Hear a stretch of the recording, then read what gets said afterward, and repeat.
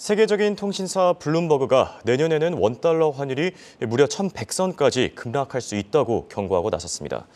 킹달러, 갓달러란 용어가 이 올해 최대 많이 나왔었는데 이렇게 올해와는 정반대의 상황이 연출될 수 있다는 시각으로 풀이되고 있습니다. 그동안 달러에 투자한 입장에서는 상당히 곤혹스러울 수밖에 없을 것 같은데요. 그래서 오늘은 이 문제에 대해 알아보겠습니다. 도움 말씀에 한국경제신문의 한상춘 논설위원 나와 있습니다. 안녕하십니까? 네, 안녕하십니까?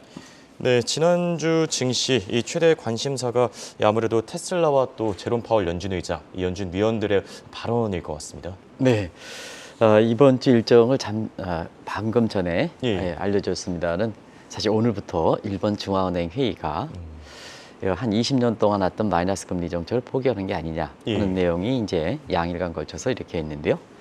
이번 주에는 시청자분께서 이 증시보다도 환율 사항이 더 관심이 된다 이렇게 됐습니다. 그런 각도에서 시장을 먼저 이렇게 보면 일단은 그 시장 자체에서 이렇게 보면 피벗이 가장 관심이 있죠. 그래서 피벗에 대해서 오락가락하는 얘기가 좀 많이 나오고 있는데요. 지금 그 파월 의장만 하더라도 피벗에 대해서 홍익호랑 같이 이렇게 진단하면서 11월 CPI가 나올 때에는 피벗을 노골적으로 시사했죠. 근데 12월 페드 회의를 막상 거치고 나서는 피벗은 단행했지만 금리 인상 속도는 조절했지만 강한 매파 기조 이렇게 유지해서 오락가락하는 분위기인데요. 월가에서도 지금 페드와 파월은 늑대와 소년으로 비되는 아주 총극이 벌어지고 있다고 보겠습니다. 그리고 또 하나 관심이 지금은 전체적으로 지수 자체보다도 종목별로 그 차별화되는 디커플링 현상이 굉장히 심한데요. 그런 각도에서는 테슬라가 150달러가 분기에 초읽겠습니다. 지금 우리 정영구 PD께서 보여주고 있습니다는 150달러가 아주 임계점에 플랫하게 와 있죠. 이번 주에 이것이 붕괴되면 상당 부분 이렇게 이 테슬라 관련돼서 우리가 지난주 일주 전에 테슬라에 서 집중적으로 분석해 드렸죠. 그렇죠. 올해 그 기조적으로 이렇게 그 테슬라에 대해서는 하지 마라 하는 쪽을 제가 권유해 드렸습니다는 이번 주에 150달러만 붕괴되면 아마 테슬라 관련해서 여러 가지 얘기들이 많이 나온다 이렇게 보게 됐습니다. 결과적으로 보면 월가 투자자들 입장에서는 이렇게 그 페드라든가 파월 입장에서는 이렇게 불확실할 때는 좀 확실한 가이드의 역할을 해야 되는데 시장을 더 불확해하니까 월가 그 투자자들은 페드를 점령하자. 공교롭게도 이제 2년 전에는 그 대선 그 직후에 미 의회의 그 바이든 대통령의 취임 직전에 민주주의의 상징인 사실 의회가 점령당해서 그런데요. 그런 거에 대한 낙인 효과가 그래서 그런지 의회에서 페드도 점령하자. 그러면 페드는 자본주의 상징이거든요. 그런 각도에서 사실 이런 집단 행동들이 나오고 있다 이렇게 됐습니다. 그리고 일전에도 말씀드렸습니다는 테슬라 개인 투자자들이 이제 150달러까지 떨어지다 보니까 개인 투자만 투자 손실액이 150조가 넘습니다. 우리가 돈나무에게 앉아져 있는 그 캐슈드 이런 사람들도 지금 마진콜에 걸리는 이런 상황인데요. 우리가 보면 테슬라를 사랑하자, 테슬라 러브리 이런 쪽에서 한때 그 캐슈드를 비롯해서 테슬라 사랑해서 태블이라는 용어도 있었다래요. 근데 지금은 테슬라를 추천했던 사람들 입장대로 이렇게 얘기하면 테슬라 투자하면 추락해서 염라대왕 앞으로 빨리 간다 해서 테라대왕이라는 표현까지 나오는 거예요. 그러니까 테슬라 플러스 염라대왕. 테슬라 투자하면 테슬라 주가가 떨어져서 염라대왕 앞으로 빨리 간다 하는 우리나라도 뭐 그와 관련해서 무슨 슬리 무슨 돼 있죠? 이렇게 있죠. 그런 것이 이제 지금의 분위기다 이렇게 됐습니다. 그러다 보니까 자연스럽게 자본주의의 상징 부분이 붕괴되는 상징이 훼손되는 이러다 보니까 2011년에 악몽 재현 이때는 그때 리비아를 비롯해서 자스민 혁명이 있었고요. 중동 아랍의 붐이 있었고 뉴욕 폭등 사태가 있었죠. 금융위기 이후에 사실 그 주가가 많이 떨어지는데 자본주의의 월가는 달러를 물을 만큼 굉장히 본인들만 가다 보니까 그 밑에 계층들이 뭐냐면 뉴욕의 폭등 사태가 있어서 자본주의의 위협이 됐던 상황이죠. 자스민 혁명, 아랍의 봄, 그다음에 뉴욕의 자본주의 최대 위기 이와 같은 상황이 지금 돼서 향후 증시와 관련해서 어떤 상황이 될 것인지 유난히 이렇게 관심이 될 시기다 이렇게 보게 됐습니다. 네, 여기에 또 크리스마스를 앞두고 산타랠리에 대한 얘기가 많이 나오고 있습니다. 그런데 2018년 이 파월 악몽이 재현될 것이다. 이런 분석도 나오고 있는데 어떤 얘기입니까? 네, 2011년 악몽, 예. 뉴욕 폭동 사건, 그다음에 오늘 월스트리트전에서 홍 앵커랑 같이 전해주셨습니다는 사실 2008년 요새 부동산 문제 많이 심하다 보니까 부동산 문제가 어떻게 될 것이냐 미국도 관심이거든요. 근데 그때 상황은 다르다 하는 예. 입장도 이렇게 했고 그런 각도에서 사실 산타랠리에 대한 기대가 이렇게 저희들은 뭐 이 방송을 통해서 산타랠리 기대보다는 차익 실현을 예, 건의했는데요.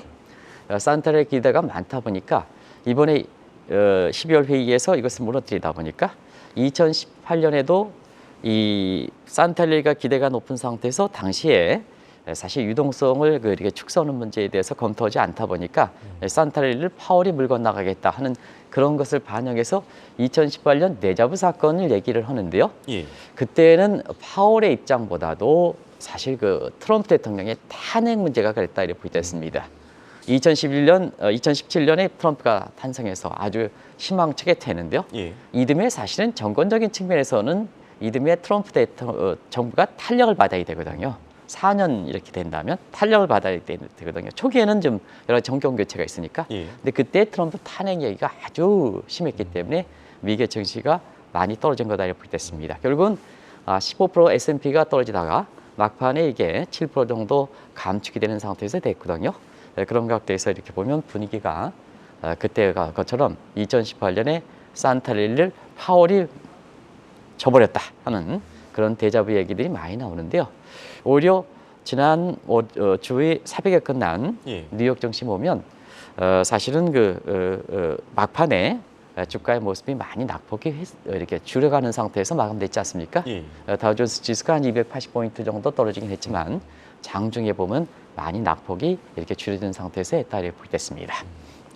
또 여기에 피벗과 관련해서도 얘기를 해봐야 될 것 같은데 최근 연준과 시장의 이 기대 간의 괴리가 크지 않습니까? 네, 기대가 심하죠. 예. 페드라든가 파월 입장에서는 일단 피벗은 단행했어요. 예. 그러나 시장의 인플레 기대 심리가 너무 높아지는 걸 차단하기 위해서 과도기적 상태에서 이걸 좀 줄이는 노력이 있죠. 그렇지만은 여러 가지 역광상 보면 월가에서 보면 파월과 이렇게 페드를 신뢰하지 않는다. 여러 가지 정황상으로 보면은 사실 피벗을 확실하게 추진할 수밖에 없다 하는 측면에서 정책 당국과 월가의 피벗에 대한 체감적인 수준이 많이 다르고 있다고 보겠습니다. 예. 그런 것을 반영하는 것이 사실 토요일 새벽에 끝난 미국의 증시가 낙폭이 많이 줄어드는 가운데 증시의 충격도 줄어드는 측면이 있습니다는 외환 시장과 국채 시장은 예. 정확하게 그런 걸 반영한다고 보겠습니다. 피벗의 기대가 상당히 이렇게 줄어들면 결과적으로 달러 인덱스는 많이 올라야 되는데요. 예. 달러 인덱스는 103에서 104배 레벨. 물론 이제 지난 토요일에 새벽 끝난 그 장세에서 이렇게 보면 달러 인덱스가 오르긴 했대요 하더라도 104에서 거의 머무는 이런 상태에 보이고 있거든요. 그래서 외환 시장에서는 거의 반영하지 않는다 이렇게 됐습니다. 미국의 10년물 국채금리도 사실 피대 기대감 저버려서 기준금리가 0.5% 올랐는데요. 시장 금리는 거의 변동이 없는, 물론 이제 국채금리가 오르긴 했어 하더라도 국채금리가 오르게 하더라도 사실상 그게 크게 변동하지는 않는다 이렇게 보겠습니다. 그런 각도에서 정책 당국에서는 페드 입장에서는 피벗에 대해서 과도기적인 기간에서 시장의 심리를 줄이긴 하지만 내년에도 금리 인상 이상으로 정책 당국자를 중심으로 해서 금리 인상 얘기는 이번 주에 블랙아웃 기간이 끝나는 여러 가지 페드 인사들이 또 강화할 겁니다. 예. 지난 주말에 뉴욕 연준 총재도 최고 금리가 사실 점도표에서 나오는 예. 것보다 더 높다. 이런 쪽이 얘기를 하지 않습니까? 예, 그렇죠. 그걸 강조할 겁니다. 왜냐하면 기대 심리를 차단하기 위해서.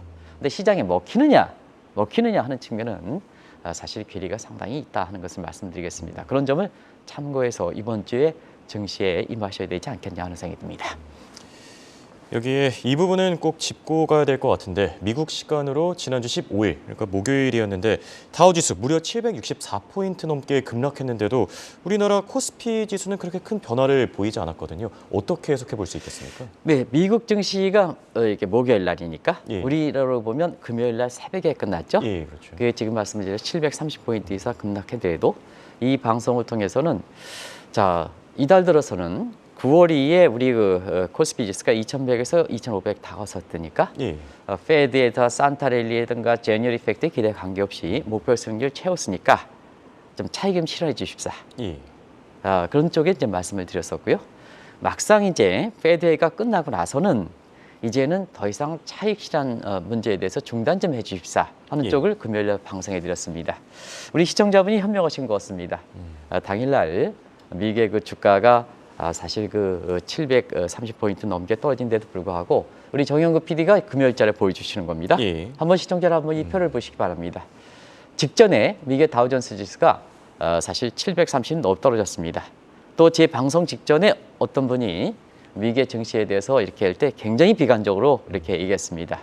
근데 소매 판매라든가 전부 떨어졌다 하는 이게 뉘앙스가 주가가 떨어질 때는 굉장히 체감적으로 많이 와닿는다 하는 쪽도 말씀드렸습니다. 예, 그렇죠. 그런 상태에서 차익 매입 중단을 좀 말씀을 드려서 코스피 지수는 안 떨어졌습니다. 저기 보십시오. 0.9, 1%도 안 떨어졌습니다. 1포인트도 안 떨어졌습니다. 이렇게 그런 과정이 이렇게 지난주에 우리 투자자분들이 굉장히 현명하게 대처하신다 이렇게 보게 됐습니다. 결론적으로 이 부분을 외환시장 측면에서 말씀드리겠습니다. 예. 외환시장도 원달러 환율이 금요일 날 장 초반에는 사실은 미국의 피벗의 기대가 져버려서 한때는 이렇게 사실 20원 이상 올라갔습니다. 그래서 원달러 환율이 장 초반에는 저기 1317원까지 우리 정형 1중 그래프입니다. 예. 1317원까지 올라가다가 우리 투자자분들이 사실 증시에 부안에 들어오지 않는 과정에서 또 외국인 자본들이 이렇게 금요일 날 많이 들어왔습니다. 그러다 보니까 원달러 환율이 장 초반에 20원 이상 올라갔던 것을 다 이렇게 떨어져서 결과적으로 전일 대비해서 2원만 상승한 1,305원 정도를 해서 자 목요일 날 미국 시간으로 우리 세계로 금요일 날 미국의 다우존스가 736포인트 떨어졌는데도 불구하고 우리 증시는 차분하게 외환시장도 차분하게 하는 측면이 아주 돋보인 하루였다 이렇게 보겠습니다. 네. 최근 들어서 이 원달러 투자자들 고민이 참 많을 것 같습니다. 내년에는 올해와는 또 상황이 정반대로 달라질 수 있다는 평가들 나오고 있는데 어떻게 보십니까? 네. 지난주 금요일에 원달러 환율이 그렇게 피벗 기대가 져버린데도 불구하고 환율이 거의 예. 이렇게 안정적으로 움직였지 않습니까? 그런 것이 달러 투자자 입장에서는 상당히 당혹스러운 게 아니었던가 아닌가 생각합니다. 그래서 이번 주에도 사실 BOJ에서 오늘부터 이제 회의를 열립니다는 마이너스 금리까지는 안 되겠다. 이제는 이제 금리를 올려야 되겠다. 아마 오늘 회의에서는 그렇게 결정되지는 못할 겁니다. 논의대에서. 그러면 이제 이렇게 되면 엔달러 환율이 결국은 떨어진다는 얘기도 엔화가 강세되거든요. 그러면 올해 달러 강세라든가 이런 부분에 많이 누그러뜨리는 요인이다. 그래서 주초부터 이 문제를 좀 염두에 두실 필요가 있다는 걸 말씀드리는데요. 올해 한번 보겠습니다.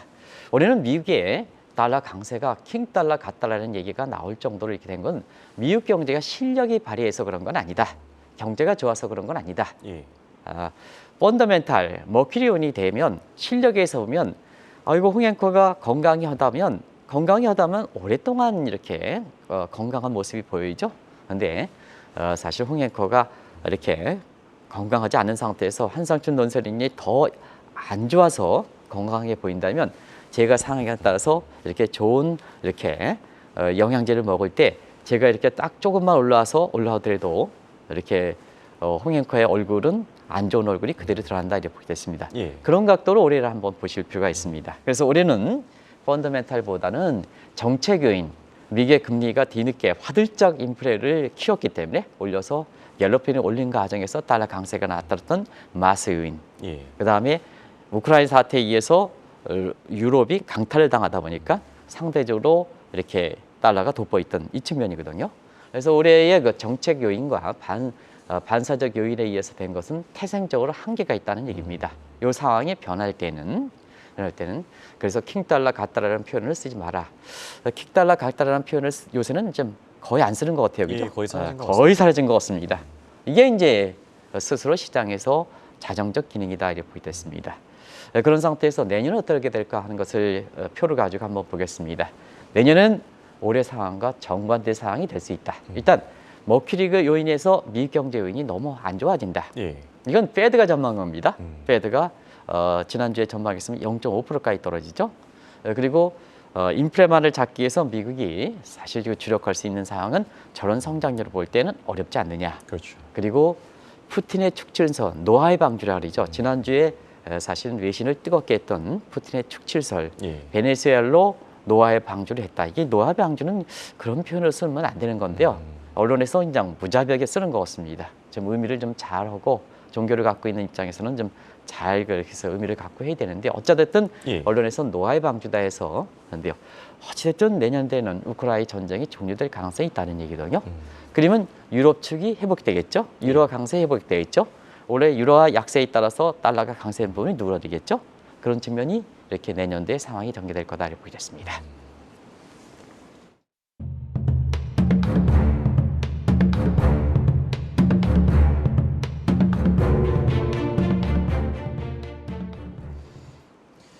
세계적인 통신사 블룸버그가 내놓은 전망입니다. 원달러 환율 1,100원까지 떨어질 수 있다.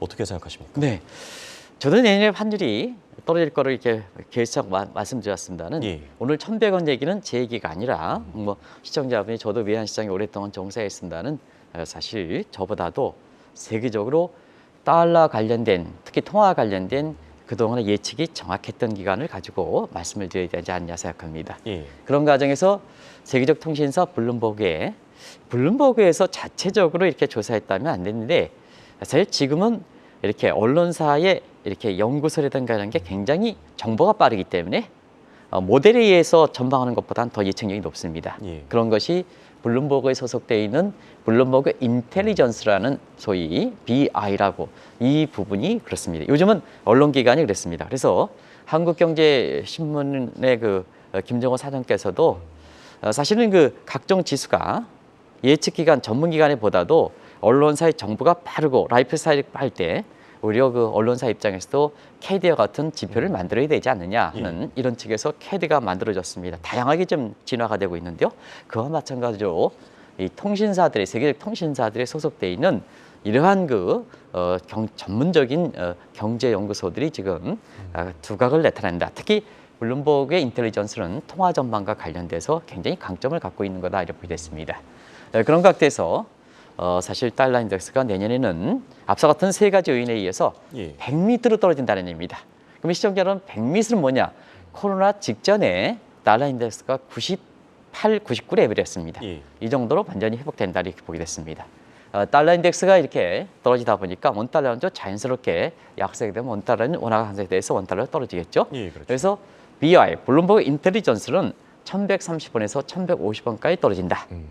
그리고 또 하나의 채권과 환율에 관심이 있는 노이스방크 같은 경우도 내년에 아예 1,100원까지 떨어진다. 이렇게 이제 보시면 되겠습니다. 이게 이제 통화 전망인데요. 예.